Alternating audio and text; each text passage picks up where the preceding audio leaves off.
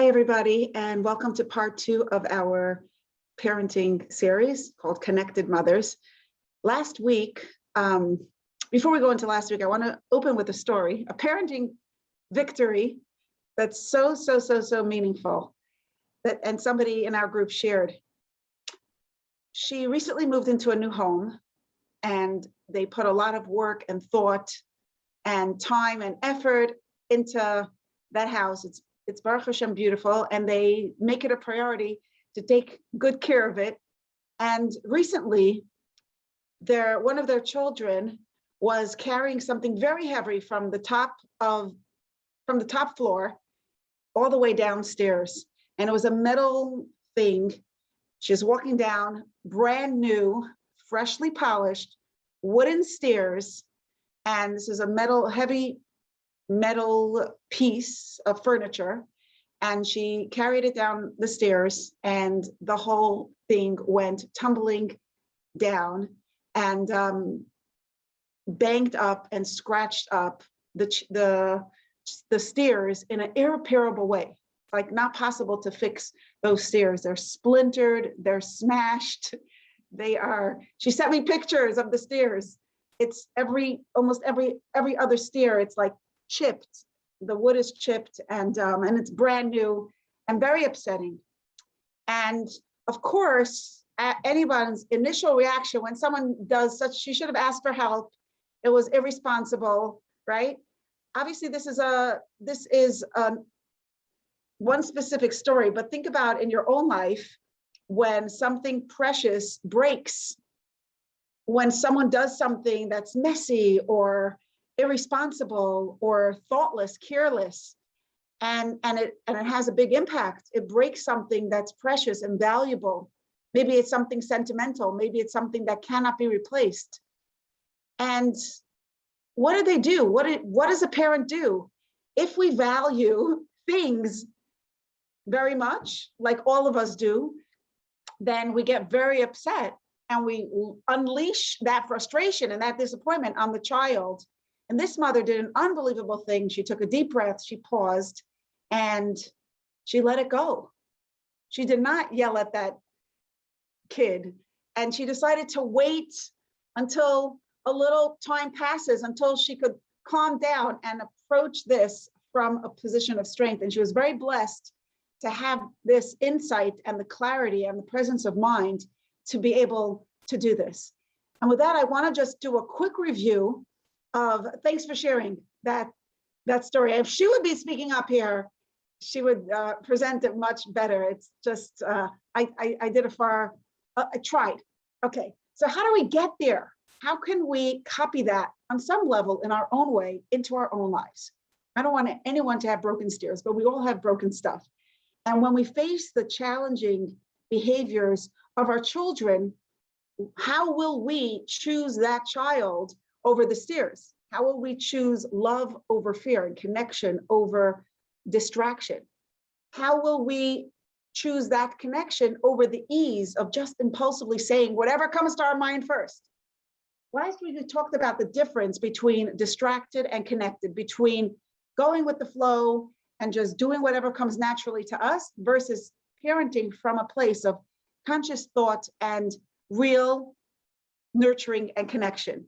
We're trying to move away from being external oriented, where we relate to our children in a more management style with threats, control, bribery, enforcing rules and compliance, versus a more connection oriented, nurturing approach where we focus much more on the meaningful interactions and being present and having our child buy into whatever values and principles and, yes, behaviors that we are trying to sell. Instead of controlling, we want to teach our children and coach them towards mastery and emotional intelligence. And we want them to see challenges as opportunities for growth. So we see their behavior, their challenging behaviors. We want to relate to their challenging behaviors as opportunities for us to grow and not just to shut them down and away. So a few people shared, thank you for everyone who shared feedback, that they did use the power tool this week that we spoke about. last week, and that it really made a difference. They felt a little bit of a shift. And that's very exciting. I just want to take a minute to review quickly what that power tool is. P was for pause, slow down, put down the brakes, deep breathing, tell yourself that you are safe. And with this, you get out of that fight or flight instinct where your rational brain literally goes offline and you're able to think more clearly, you're more calm. You're in a position to make a conscious choice about what you want to do. Then the next thing is the O, observing what's going on in your mind and heart, observing your thoughts and emotions without editing, without judging, just feeling safe to observe what is actually going on. What are you thinking? W is for welcoming Hashem to the story, welcoming your values to the story, your desired values to the story, and letting that shift take place. Like, what do you see differently in the scene now that you welcomed your values and into the story?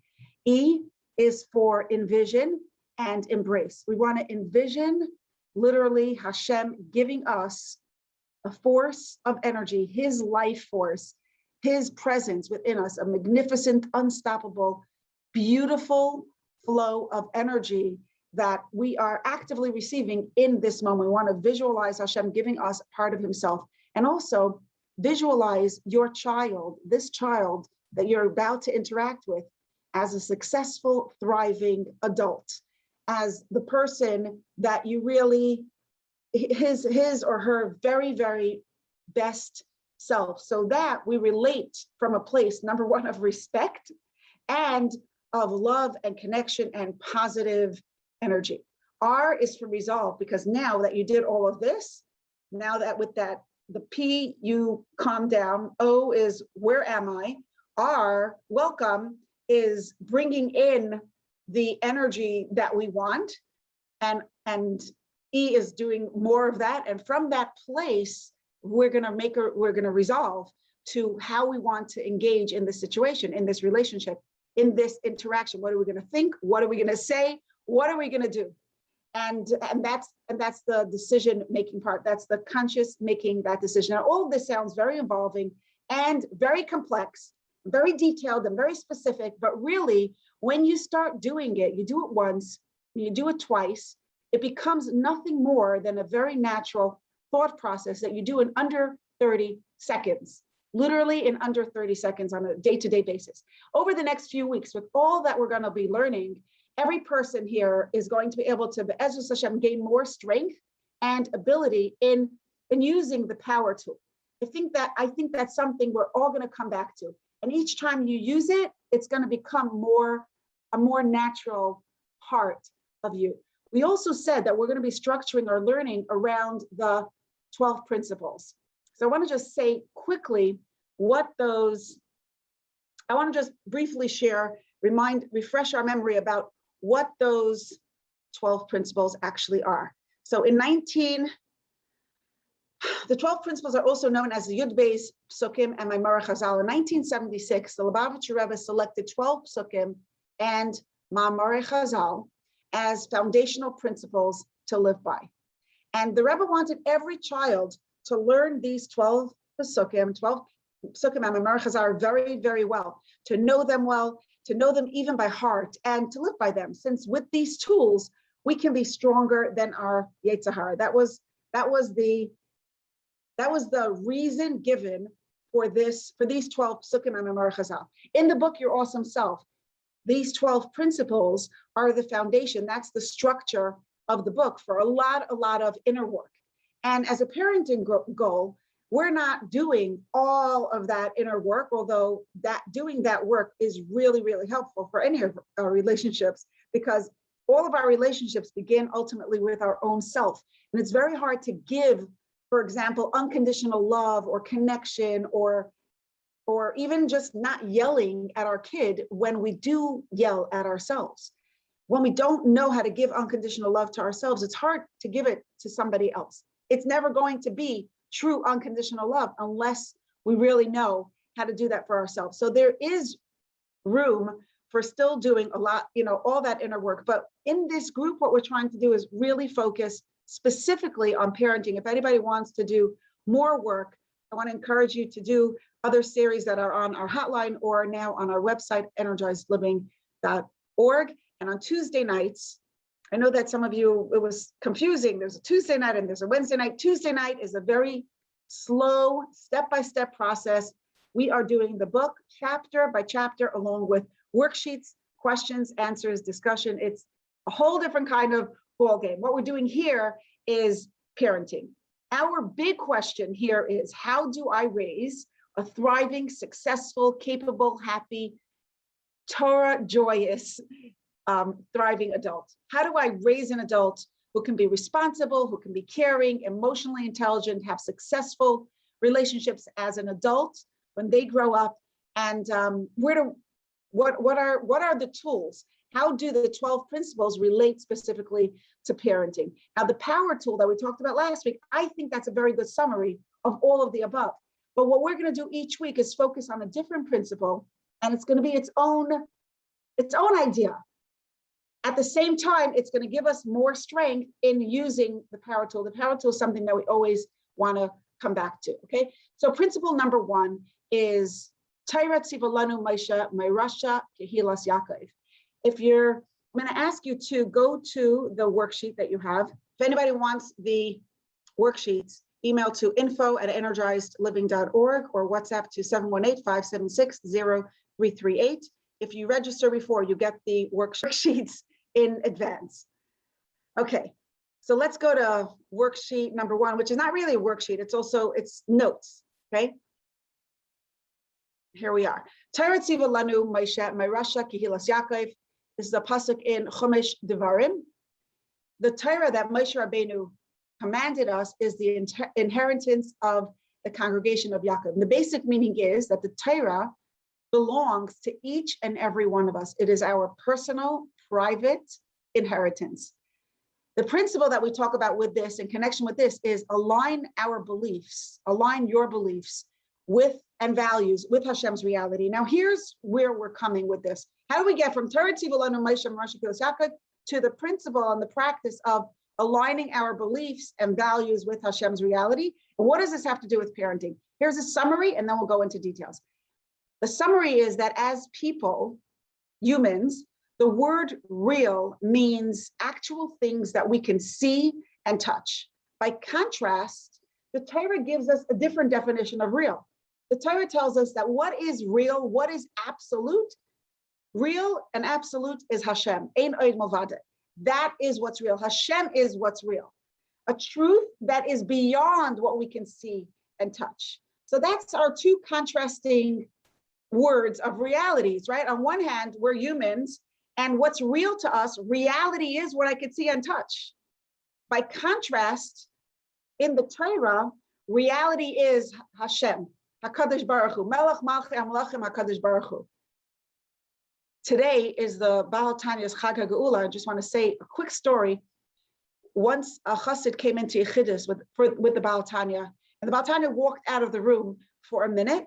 And while he was out, the chassid, who was a businessman who had just returned from Petersburg, adjusted the clock on the Baal Tanya's desk because his clock was a couple of minutes faster than the clock that was on the Baal Tanya's desk. When the Baal Tanya came in, he right away noticed that the clock had been adjusted. And he said, in my office, in this clock, I set according to the time in Atzilus. What that means, I do not know. But I can very much relate to this idea, this concept, that there are two different time zones. We know that, I know while we're sitting here and it's dark at night in New York, it's 3 hours earlier in California and probably just about getting dark. And in Australia, the sun is shining brightly. In Eretz Yisrael, they're deep in the middle of the night and they're all sound asleep.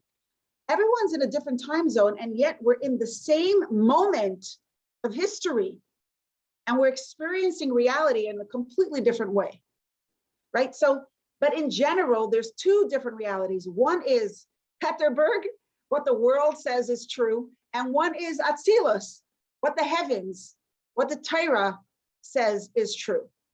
And the Baal Tanya was teaching this chassid that there's a difference, and that when we see a difference, our natural instinct is to adjust Torah to accommodate Peterburg. In other words, adjust what we know is true about Hashem, or what we know is true about our neshama, to be consistent with whatever the world says. But the Baal Tanya was saying, we got to do the opposite.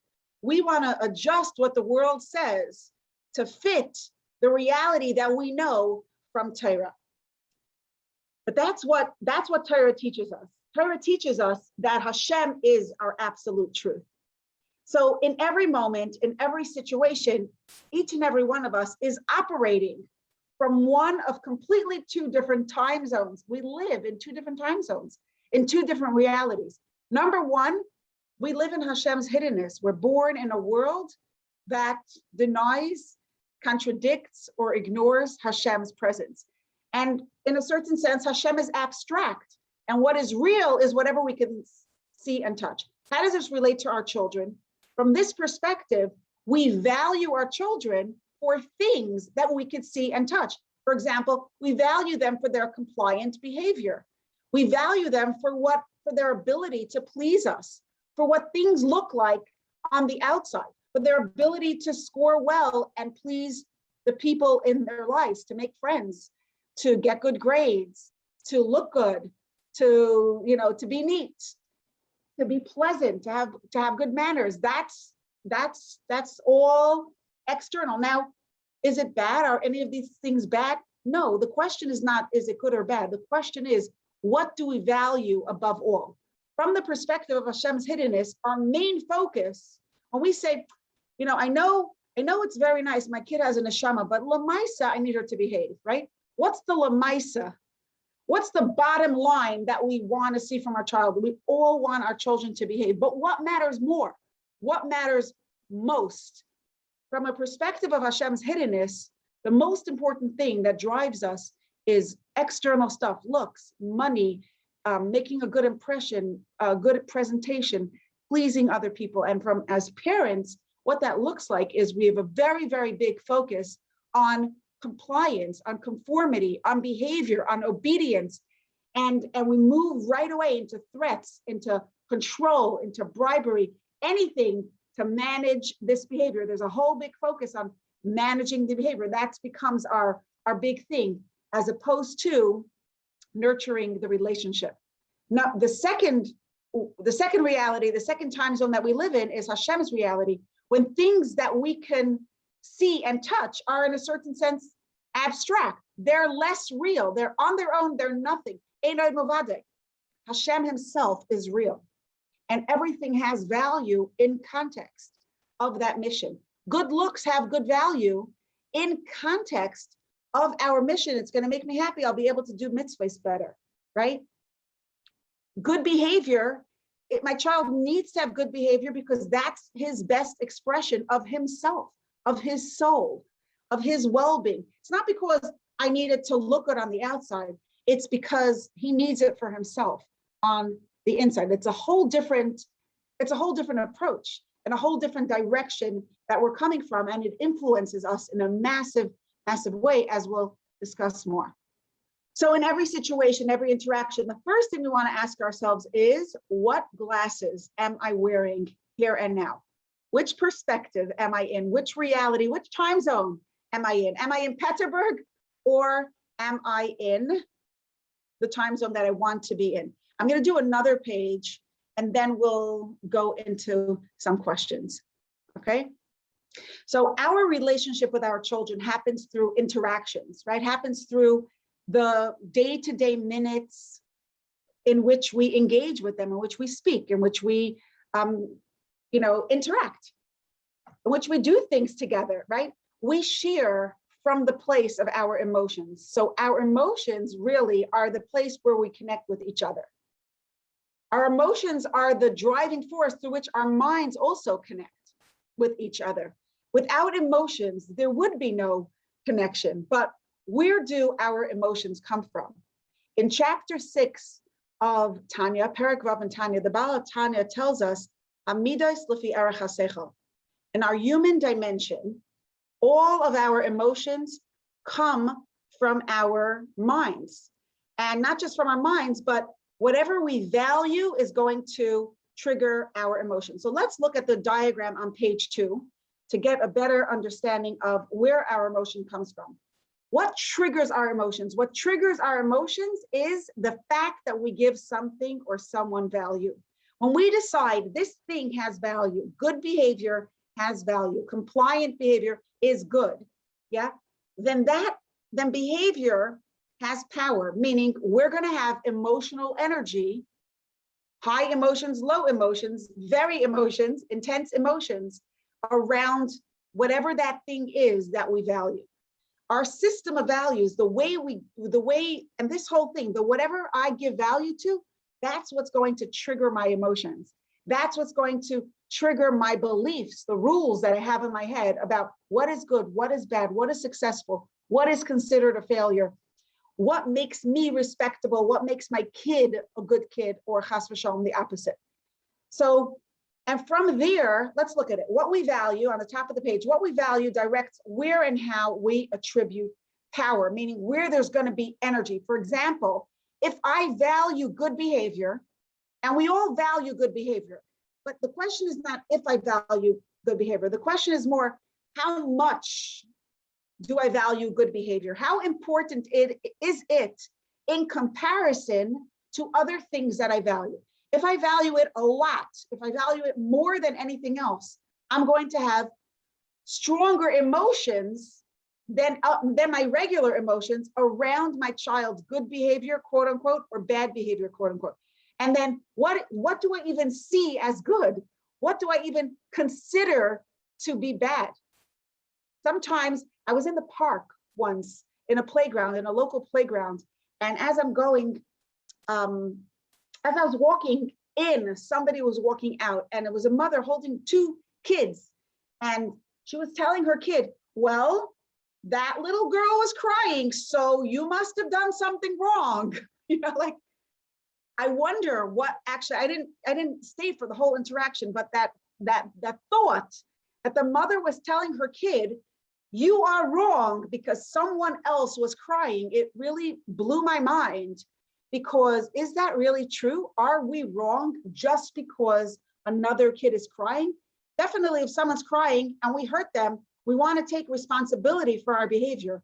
But are we wrong just because, am I bad just because someone else is sad, right? So what is my definition of wrong and right? Who has the power? What has the power to make me wrong or right? And especially when it comes to kids, because sometimes a kid knows that you hate when they cry and they're going to cry, and then you automatically get angry at the other kid, even if they didn't do anything wrong, right? The fact that someone's crying doesn't mean the other person is necessarily wrong. What makes a person right? What makes a person wrong? What makes a kid likable, right? The fact that kids like him means he's good. So all of these things show us this discussion. My point of this discussion is for us to reflect and grow awareness about what is it that I value. And if you want to know what you value, look at where you have intense emotions.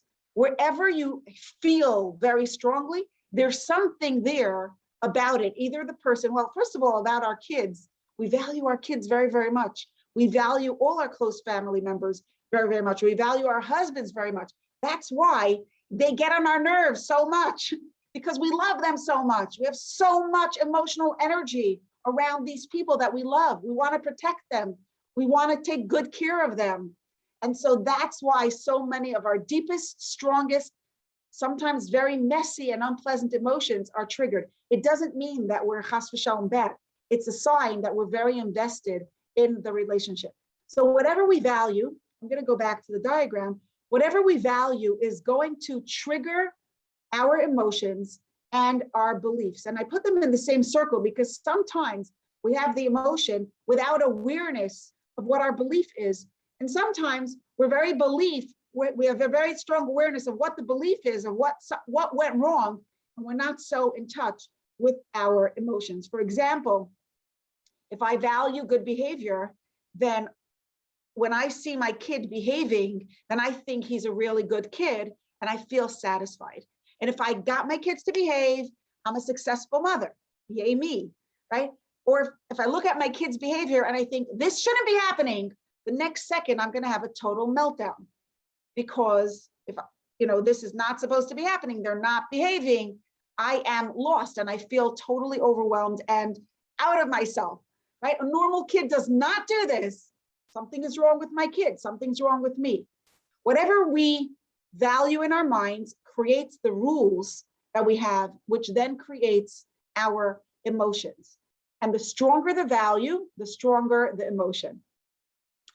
And this obviously directly influences how we see ourselves, because any value that we have, right? If I value good behavior and then my kid is behaving, then I will see myself as a successful mother. By contrast, if my kid's not behaving, I feel like a totally dysfunctional mother. So now let's just take 1 second here to mention very briefly that any value other than Hashem is going to be a conditional value. It's going to fluctuate. It's going to change. It's going to be here today and gone tomorrow. Because if I could only feel good about myself, if I am a good mother, only when my kids are behaving, then I'm going to be sometimes a good mother, sometimes a bad mother, sometimes a successful mother, sometimes a failing mother. I'm going to be going up and down on a roller coaster. And who's going to be driving that roller coaster? Not me. Not me, my kids. My kids are going to have that power. Their behavior is going to have that power over me. And we'll talk next week. We're going to talk about what that looks like when we give our kids the power to make us into a good mother or bad mother. But for now, I just wanted to have a little bit of awareness of how we look at our kids and we look at ourselves differently based on, it all begins with what we value. And from the place of how I see myself, that's ultimately going to be how I string together my stories. For example, today, I got them out the door, I got their homework done, I got them into bed on time. I am not, because I value behavior so much, I'm very behavior driven. I'm focused on the product, on the end result. If they got into bed, done. I don't really pay so much attention to the process. I'm going to miss so many important opportunities for connection because they just don't seem important to me. And this is definitely going to affect how we tell our stories. On another totally different note, if I see myself as a bad mother, then part of my story is going to involve how my kids control me and how I'm a victim of the circumstances of my kids' behavior. I want to just bring this thought back to the opening story that we started with, where a child took something heavy down the stairs, a metal thing, without asking for help, which she should have asked for help. She knew it was the right thing to do. It was irresponsible to do that, right? And the parent, if the parent would be feeling intense emotions, and she would ask herself, what do I value here? What's important here? She was very upset, of course, because she values the house and she takes good care of the house and it's brand new, right? She put tremendous amount of work in it and it's beautiful and she cares about it. But from the place of autopilot, from the place of just going with the flow and just acting impulsively, wherever her emotions and carry her, from that place, she would react to the value, to the value of the stairs, to the value of the beautiful house, to the value of the fact that these steps are irreparably damaged and they're brand new. And she would have for sure yelled the kishkis out of her daughter, and it would have been a mess. It would have been a mess. But she decided that she values her child more than the stairs. That was her value. And with that, she was able to let go of her frustration of the stairs and calm herself down and engage with the child from a place of love, from a place of absolute acceptance and connection. And now we're going to go to questions. Okay, so here's a question. Anyone who has a question can unmute yourself at this point.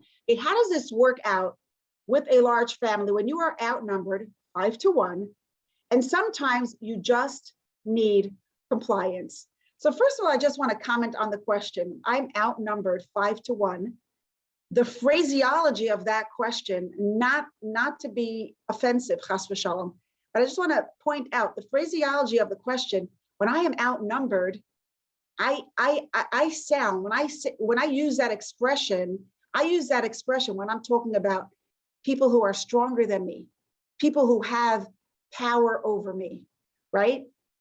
I just want to bring that to your attention. We are, of course, we're outnumbered. I'm only one parent and they're 5 kids, but we're never smaller than our kids. Just putting that out there. But now, what about the fact that you just sometimes need compliance? Of course we need compliance. We always need compliance. But at what cost? At what price? What's the price of compliance? And what else is in the picture? And how are we going to get that compliance? What's the process going to be? Are we going to threaten? Are we going to bribe? Are we going to control? Are we going to manipulate? Are we going to shame and blame? Are we going to punish?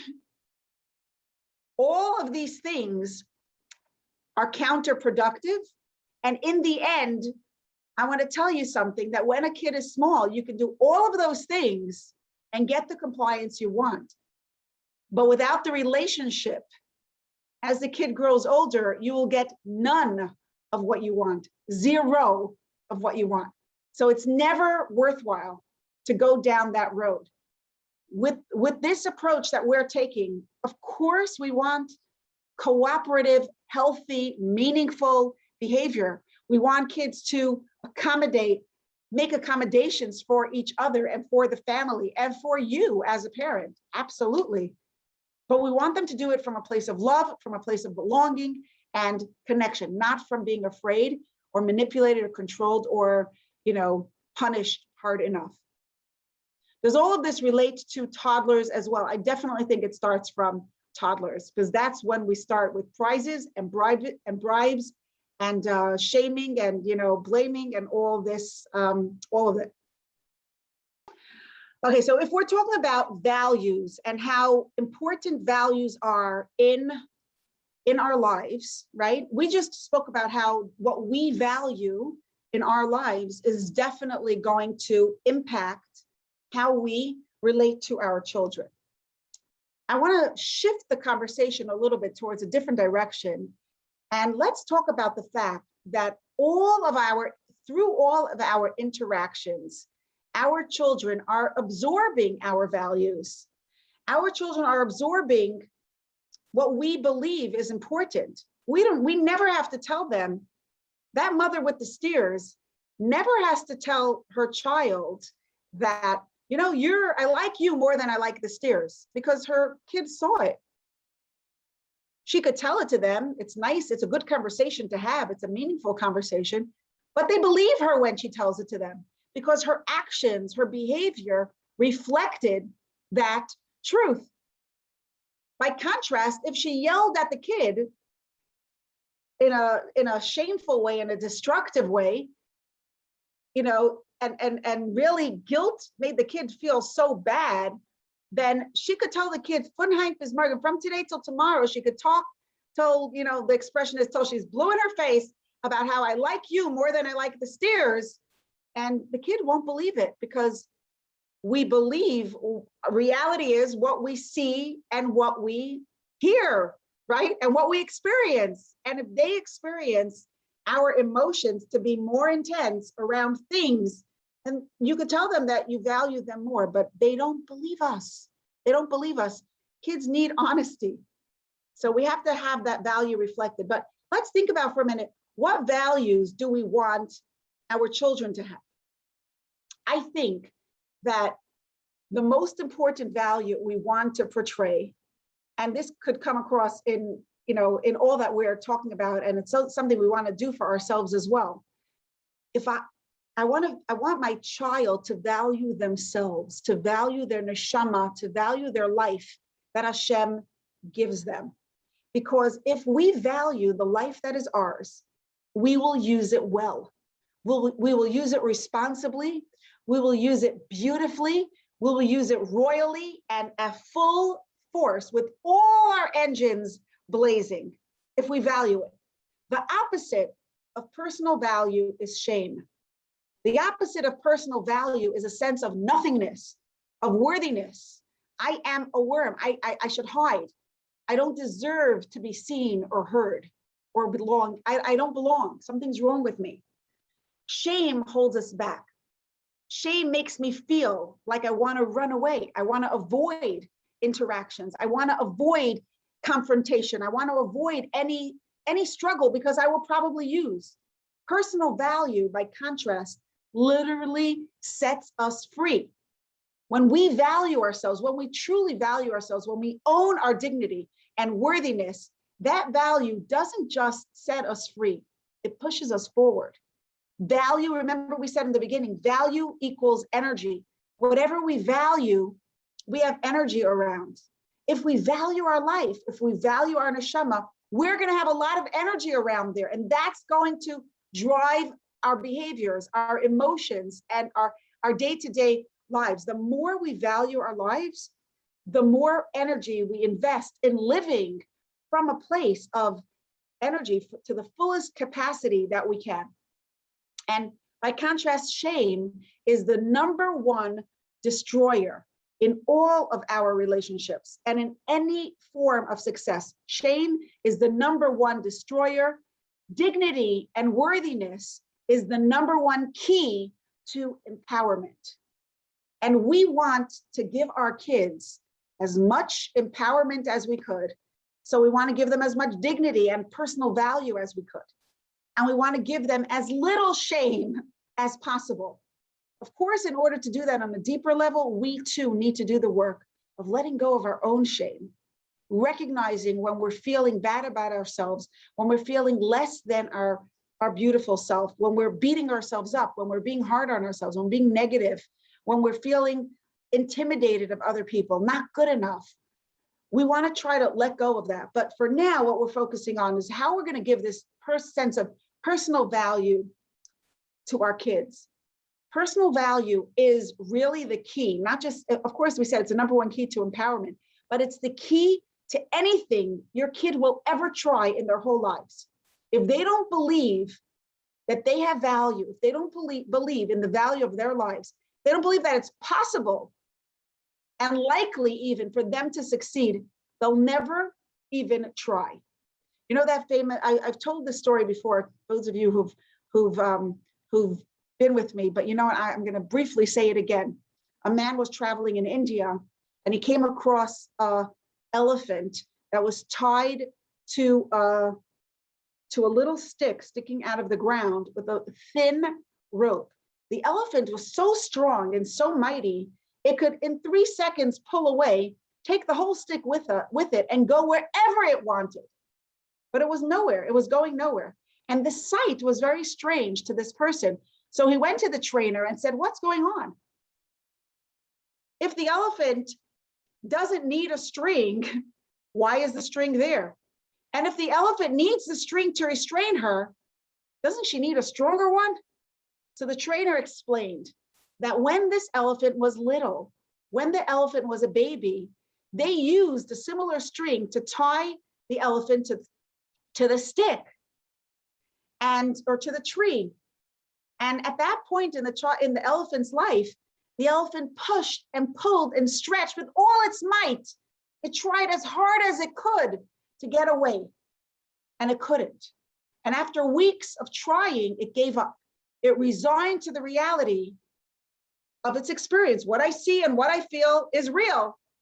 And it is that this stick with this string has the power to hold me back. When I see this string, I know I can't go anywhere. I'm not even going to try. So the elephant could go anywhere. But when the elephant is tied with this string, it never even tries to take one step away from where it's tied, And I love this story because I think that like the elephant, we each have beliefs that keep us tied down and limited, beliefs about ourselves that tell us, don't even bother trying. It's not worth it. You're never going to get anywhere. And a summary of that belief is shame. You're not good enough. You don't deserve it. You don't deserve to have a loving relationship. You don't deserve, it's not gonna, anyways, you don't, I want to give you very specific examples of what this looks like in adults, okay? What does it look like in adults? It's the father who refuses to ask his boss for a raise. He decided as a kid that he's small because his Rebbe or his father beat him up. So he decided that he's small and he's worthless and he's powerless. So now as an adult with a bunch of kids, he cannot ask his boss for a raise, even though his family has no money and his boss would give him the raise. He cannot bring himself to ask his boss for that raise because he already decided that he's kind of small and he cannot muster the energy. That's what it looks like. It's the mother who decided that people will never take her seriously. She can't get her kids to do anything because she doesn't even think that they should take her seriously. Or the mother who decided that she's not respectable. So she explodes in rage when her kids don't cooperate because look, see, even my kids are not treating me with the basic respect. And in extreme versions, it's the adult who tolerates abuse and dysfunction because they already decided as a kid that this is something that's to be expected from other people. So you see what I mean when I say that shame is huge? It's a huge piece. In working with adults, I see this all the time. And I'm sure that if you ask yourself, you can, in honesty, you can see this in yourself, right? You can see how certain beliefs, imagine if you didn't feel any shame, if you never felt intimidated, if you were not afraid to try, if you were not embarrassed of what other people might think, what would you do? If you wouldn't be embarrassed what other people would think of you as a mother, what would you do differently as a mother? Shame plays a huge role. In a certain sense, it could keep us in line, right? In a certain sense, it might have a place, but in a much deeper sense, in a much more painful way, it holds us back. So the big question is, how do we get our kids to value themselves? In all of our interactions, what we're trying to do is to give our kids a sense of personal value so that they see themselves as key players in their lives, as people who can make a difference, people who are empowered to choose, people who are empowered to impact their environment just by their little action. That's what we want our kids to know. If we want them to know that. And I think that that's central to Yiddishkeit, to Torah life, and central to success as an adult, that what I say and do matters, that I can take responsibility for my behaviors. I must take responsibility for my behaviors because I have the power of choice. And it all begins from a sense of personal value. So how do we get our kids to value themselves? How do we prevent them? How do we immunize them from experiencing that deep shame that could be so inhibiting? It all comes back to the beginning of what we were talking about tonight. The Torah invites us to Hashem's reality. The Torah invites us to a reality where Hashem is true. And that's why this is principle number one. The first thing is we want to align our beliefs and values to be consistent with Hashem's reality. That Hashem's reality should matter more than anything we see on the outside. So we want our children to value Hashem more than we want ourselves and our children to value Hashem more than we value anything that we can see and touch. And having this value, having this order of values, this system of values is not just good for us spiritually. It's not just about getting them to do more mitzvahs. Absolutely not. Although, of course, that's important too. It's not just about getting a good olam haba, chas v'shalom. It's not just that. It's about having a better life. The gashmias, physically, practically, down here in this world. better relationships, more success, more happiness, more inner peace, confidence, security, goodness, just all around practical goodness. It's a better everything. So how do we get our kids to value themselves? How do we get them to feel that sense of security and confidence that when a kid in their class is making fun of them because they're doing the right thing, they're not going to buy into it. They're not going to be afraid. They're not going to back down because somebody doesn't think it's a good idea to be davening mincha, for example, right? Or somebody thinks it's the right thing to do now to make fun of the teacher and to misbehave. How are they going to stand up for what's right? It all comes back to the beginning and of recognizing that everything begins from what we value, and we want them to value Hashem. By valuing Hashem, they will value their neshama. And this is, I just want to reference it to a specific source, because sometimes when you have a source, it makes it more grounded. But if the source is going to complicate it for you, then bear with me for a minute and then skip it, okay? In Tanya chapter 32, the Baal Tanya says that there is one ingredient, one thing that we can do to have unconditional love. And if we have this thing, we will experience unconditional love. And if we don't have this one thing, then all of our love will be conditional. None of it will be lasting. All of it will be flimsy. We will never be able to love another human being without this ingredient. And this includes ourselves. We'll never be able to love ourselves in a consistent way without this. We will feel shamed. We will feel not good enough. We'll feel like outcasts for little things that we did wrong. Oh, I burnt the soup. I'm such a loser, such an idiot.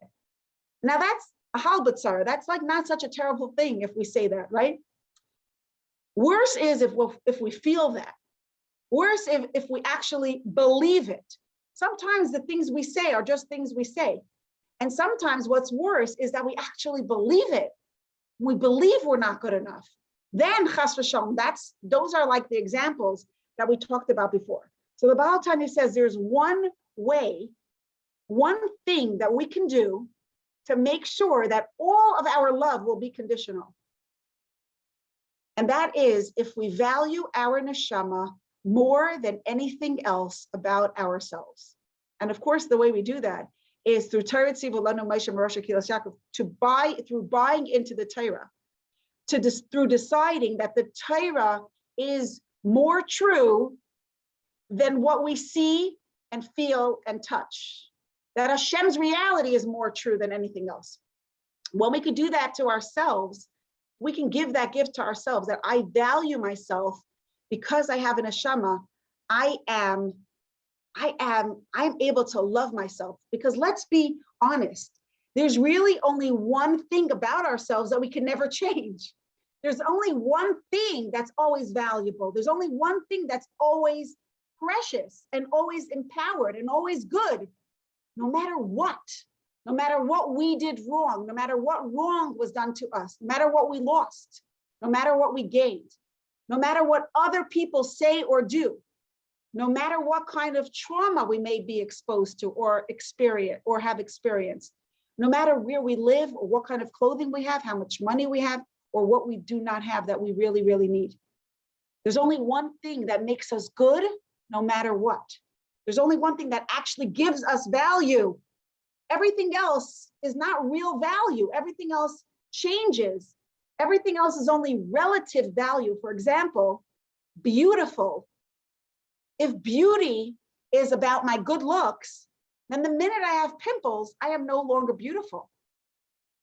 If beautiful is only about good looks, then the minute somebody else has better looks, I am less beautiful, right?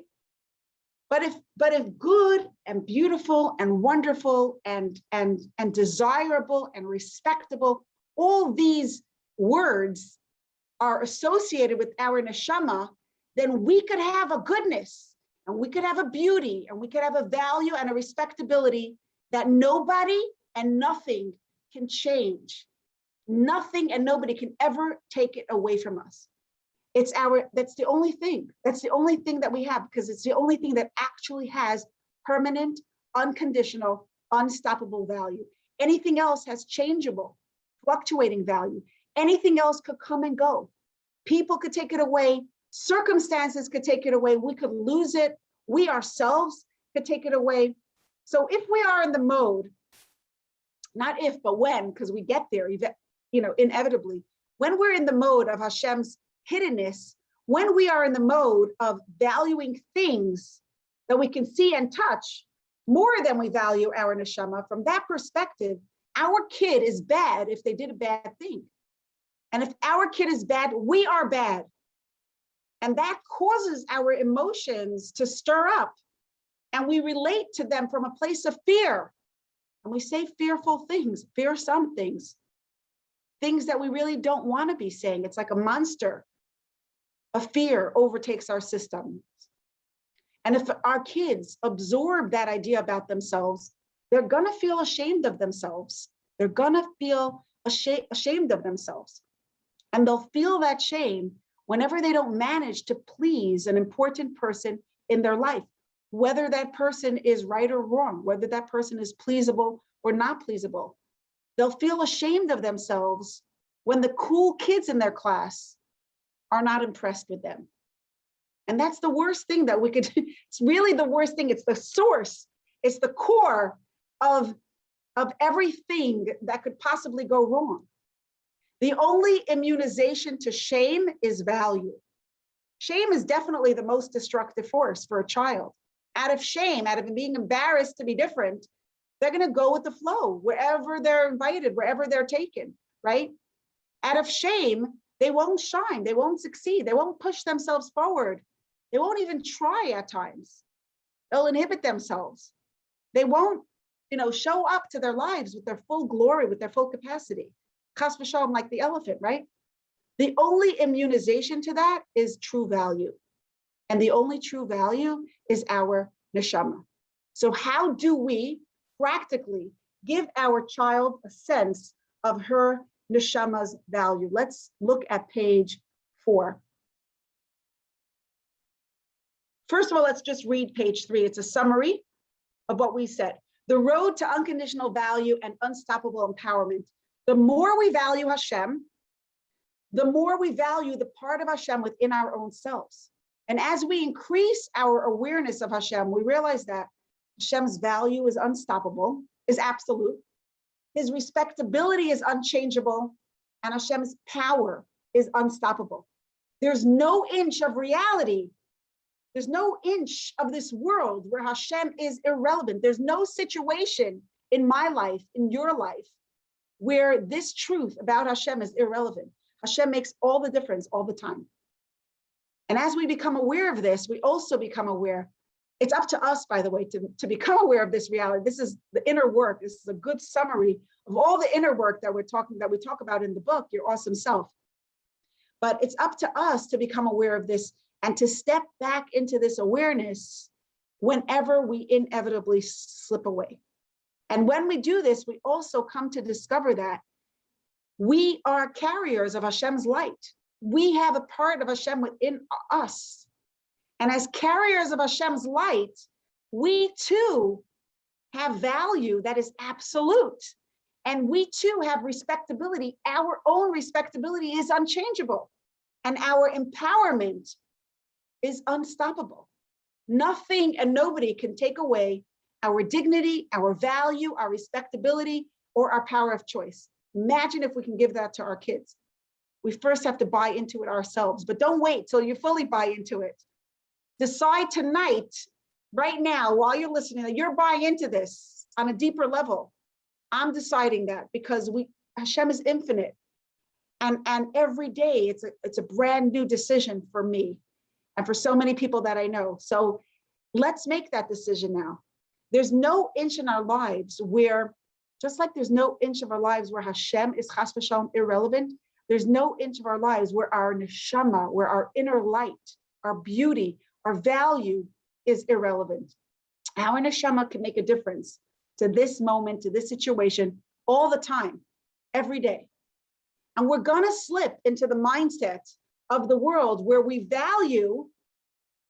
are valued by our external stuff, by things that people could see, by our behaviors, by our looks, by our money, by our houses, by what our kids look like, by what it looks like from the outside, by our accomplishments, by our failures, by our weaknesses, right? As we say, what they speak about in the streets. That's how we're going to be judged. We are judged. We are assessed. We're measured that way. But we don't have to buy into that. The world has a certain way by which it sets its clock, but we could live in the same time zone, but in a totally different reality. We could set our clocks according to Atzilus, which has its place, not Atzilus in the heavens, but as it is revealed down here in this world in a very practical. We could step back into Hashem's reality again and again and again and again. And each time we do this, we rewiring our entire system. On page 4, there's 4 steps that we can do. A simple process. It's simple, but in other words, it's fail-proof and easy to understand. Maybe if it's new, it might be a little bit hard to do. I'm gonna take questions in just 1 minute. Let's do this. Okay, how can we help our child absorb the value of their neshama? First of all, what is the value that we want them to believe? Let's just put it out there. What do I want my child to believe? I want every child, this is my deepest desire for my children. They know this. They know the biggest thing is like, keep being you, you're awesome, keep being your awesome self, right? I am always respectable, no matter what else is going on around me. This is my biggest dream for my, this is what I would love to believe. This is what I would love for every child to believe. Every child, this is their birthright. If they could have this gift, they have the world open to them, the world of good, joyous, meaningful, happy possibilities. I'm always respectable no matter what else is going on around me. And I always have the power to choose my next step. What I think, say, and do makes all the difference because I make all the difference. If we could only give our kids this gift, how do we? Okay, here's the process. Number 1, we need to accept. The Torah invites us to Hashem's reality. We believe that the Torah is true. It means we believe that Hashem is true. And that truth has to be bigger than what we see. It's beyond what we see, more valuable than anything we could see and touch. We have to make that conscious decision that his presence has real value, more than what we could see and touch. Because behind every inch of our personal shame, worthlessness, and self-pity, which is also the opposite of the empowerment that we want, behind all of that stuff, there is a space in our mind and heart where we value something or someone more than we value Hashem, or more than we value our neshama. So number 1 is make that decision. And you're going to keep having to make that decision again and again and again in every situation. Whenever you feel that shame creeping up, or whenever you feel anger and resentment creeping up in your relationship with your child. It says number 1 again, whoops. Number 2, slow down and notice your beliefs and values. Just notice. And remember, this is similar to the power tool. It's a little bit different, but slow down and notice your beliefs and values. When your emotions are activated, when you're feeling that fight or flight, ask questions like, what do I believe about respectability? What do I believe about myself? What do I believe about my child? What do I value here? Am I valuing the child? Am I valuing the neshama more than anything else? Or am I valuing things more than my child's neshama? What is good? What is bad? What's respectable? What is shameful? Notice what your values are, because that's the handle where you could shift your emotions. Number 3, when you become aware that you're giving value to an idea that contradicts or ignores the absolute unstoppable value of Hashem and the absolute unstoppable value of your kid's neshama, consciously make a decision that aligns with what you want to believe. Make a decision. Actually, No, no, no, no, no. That's not what I want to believe. I want to edit that belief. I want to believe that my child is more precious than the steers. I want to believe that their sense of wholeness matters more to me than the brokenness on my steers. Number 4, engage with your child from a place of this decision. Engage. So now that I want this, now that I am in this, I'm standing in the place of respect. I'm standing in the place of true value. What do I want to say? How am I gonna relate to this? On a very practical note, sometimes we think of our kids as, they belong to us, and they kind of we get wrapped up into our stories. If you want a really a good visual that's gonna quickly wake you up, imagine if the king, somebody that you really, really, really, really respect calls you up one day and says, hey, do you mind babysitting for my kid for an hour or 2 or 3 or maybe the day? And you say, sure, because what an honor, what a privilege, what a mission, what a delight, right? So if you want something to immediately wake you up, just visualize this kid is Hashem's daughter. Hashem gave you this opportunity, this gift, and you're taking care of her for him on his behalf. Okay, so are we gonna have to ask Hashem? Hashem wants us to relate from a place of love. Okay, and on the bottom of the page, there's a little affirmation and a tefillah. Let's go back to questions. Okay, I love this question. Okay, practically speaking, how do I get my kids into bed with this knowledge? How do I get my kids on time to the bus in the morning? How does any of this help me get my kids out the door in the morning?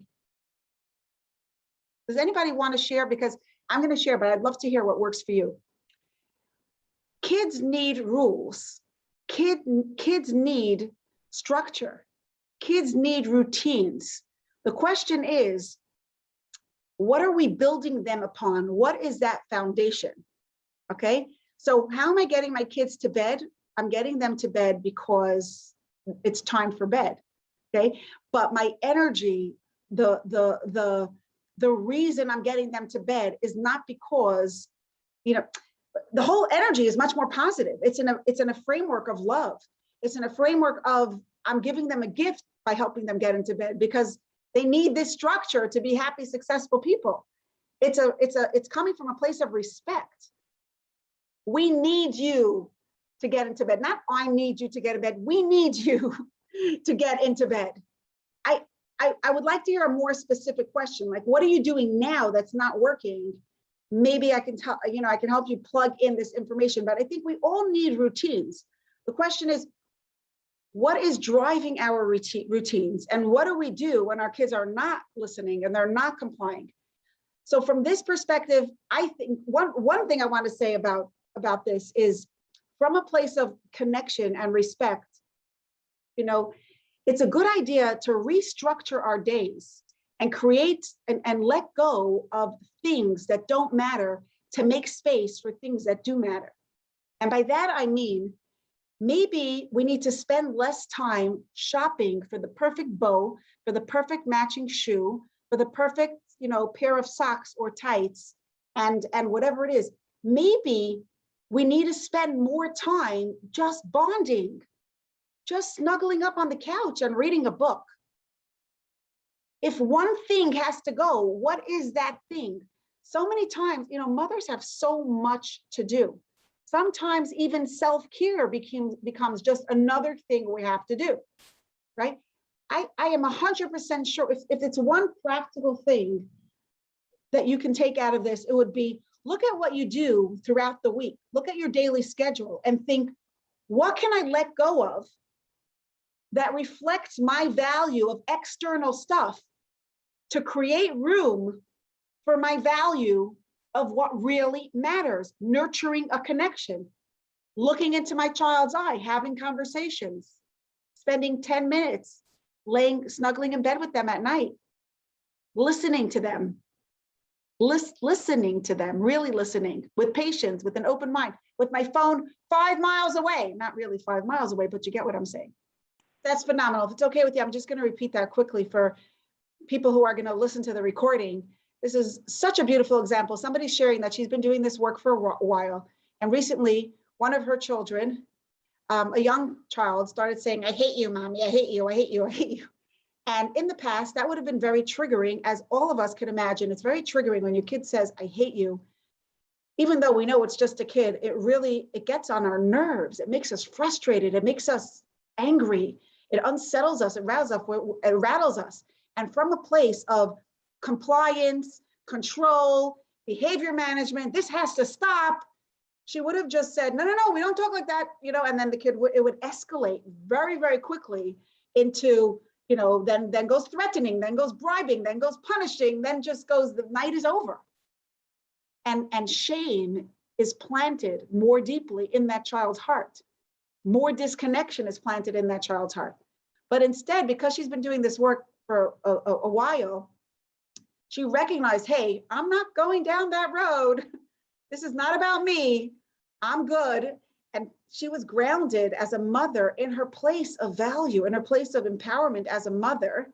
And from that place, she's able to look at her kid and say, I love you, but I love you, and say it again and again and again. And eventually that kid snuggled on that night, that bedtime that followed a few minutes later was snuggling, was connection, was love. And yeah, she said she probably did mention at one point, you don't talk like that, but that was not the focus. That was not the focus. The focus was, I love you. And from that perspective, the kid learned to value themselves. Kid learned that ultimately, why does a kid act out? Every kid wants to please us. Every kid, a kid's messy behavior is always an indicator of messy emotions inside. It's always a way of asking for attention, asking for love, but they don't have the words. So they say, I hate you. But really what they mean is, please tell me you love me.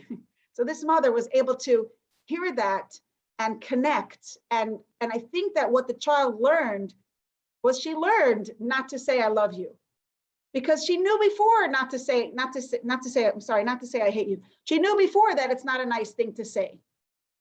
But now she has more power and believes in herself more and is less likely to go down that road of negative, I'm going to use the word provocative, undesired behaviors that defy authority, behaviors that test your patience, test the limits and your frazzled nerves. Thank you so much for sharing that example. That was so good. Another thing that we could do that somebody's sharing here on the chat is that sometimes like what we talked about last week, is when a child says something negative, we could respond to the emotion, not to the words. So that, for example, she's saying, I hate you, we could respond to the emotion and say, I see you're unhappy. I see you need something. It sounds like you need something. Come, let me give you a hug. You want to have a book? You want to play a game? What do you want to have? I think that's also a beautiful, that would also be a very good way. But the key here is not getting stuck in our own sense of, hey, and our own sense of value of like, hey, this kid is bad, or this kid, or I am bad, something's wrong with me. What about a child who's complaining, I am bored, as a youngest and only one in the house? No matter what I say, we can do this, we can do that, whatever it is, no. Then what does she want? I think you're answering your own question. You're saying that she's the youngest and she's alone and means she doesn't have who to play with. So it sounds like it's not just about what to do, but who to do it with. Maybe she's very social. Maybe she wants more social interaction. I don't know what time this little child comes home from school. Maybe there's somebody that she could play with on the block, or a friend that could come over to entertain her so that she doesn't have to be alone, and it doesn't have to be always you, the one entertaining her and being her friend, not just her mother. By the way, I'm sorry I didn't say this before. The worksheets, number 5 and 6, are just for you to become a little bit more familiar with what you value, because we're not going through them here, but you'll see, I think asking yourself those questions is going to give you a better sense of what you value. And you might be surprised about how what you value makes such a big difference in where it came from and how it influences your life today. It's it can be a very fascinating thing to discover.